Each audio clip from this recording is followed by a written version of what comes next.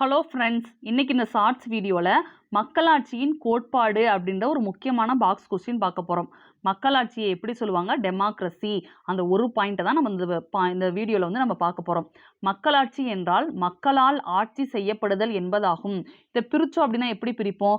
மக்கள் கூட்டல் ஆட்சி, மக்களோட ஆட்சி. ஓகேவா? மக்களால் ஆட்சி செய்யப்படுறத தான் மக்களாட்சி. மக்கள் கூட்டல் ஆட்சி, மக்களாட்சி. மக்களால் ஆட்சி செய்யப்படக்கூடியது. இது 2 கிரேக்க சொற்களால் ஆனது அப்படின்றத சொல்றாங்க.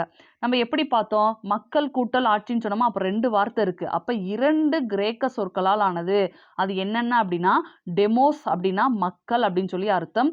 குரோட்டோஸ் அப்படின்னா ஆட்சி அல்லது அதிகாரம் அப்படின்னு சொல்லி அர்த்தம். அதைத்தான் நம்ம டெமோக்ரஸி அப்படின்னு வந்து நம்ம சேர்த்து சொல்லுவோம். டெமோஸ் அப்படின்னா மக்கள் அப்படின்னு அர்த்தம். குரோட்டோஸ் அப்படின்னு சொன்னா ஆட்சி அல்லது அதிகாரம் அப்படின்னு சொல்லி அர்த்தம் அப்படின்றத கொடுத்துருக்காங்க. மக்களாட்சினா இங்கிலீஷ்ல டெமோக்ரஸி.